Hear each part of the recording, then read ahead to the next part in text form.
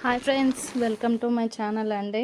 ఈ మధ్య అయితే మా మామిడికాయలతో అయితే కొత్త రెసిపీ అయితే ఇది చాలా బాగా ట్రెండింగ్ అయిపోయింది.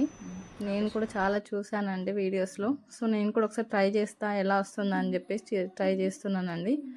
ముందుగా నేనైతే ఒక 5 మామిడికాయలు తీసుకొని మంచిగా వాష్ చేసుకొని దాని పొట్టు తీసుకొని చిన్న చిన్న పీసులుగా కట్ చేసేసుకొని కుక్కర్లో వేసుకొని మంచిగా మెత్తగా ఉడకబెట్టుకున్నానండి, పేస్ట్ లాగా.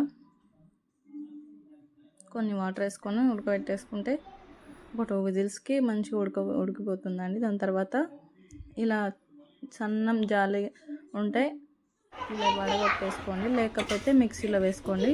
స్మూత్ పేస్ట్ లాగా చేసేసుకొని కడాయిలో వేసుకొని కొంచెం మిరియాల పొడి అలాగే చిల్లీ ఫ్లేక్స్ కూడా వేసుకొని ఈ విధంగా నేను చూపిస్తున్న విధంగా అయితే మంచిగా కలిపేసుకొని దాంట్లో తగినంత చక్కెర అయితే వేసుకోవాలండి, షుగరు.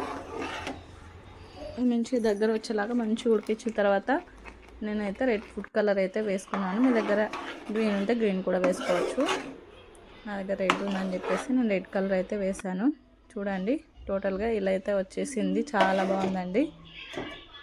దాని తర్వాత ప్లేట్కి ఆయిల్ వేసేసి ప్లేట్లోకి ఇలా చేసేసుకున్న తర్వాత ప్లేట్ మొత్తం ఫిల్ అయ్యేలాగా ఇలా ప్లేట్లో ఇలా పెట్టేసుకున్న తర్వాత దీన్ని ఎండకైతే పెట్టుకోవాలండి. ఒక పెట్టుకుంటే సర్ఫ్ 1 డేకి ఇలా వచ్చేస్తుందండి. టేస్ట్ అయితే అదిరిపోయిందండి.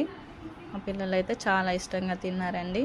పుల్లగా తీయగా అన్ని టేస్ట్లు కలిపి కారంగా ఉప్పుగా అంతా చాలా బాగుందండి. మా పిల్లలకైతే బాగా నచ్చింది. మీకు కూడా ఈ రెసిపీ నచ్చినట్లయితే మా ఛానల్ని సబ్స్క్రైబ్ చేసుకోండి. ఓకే అండి, బాయ్.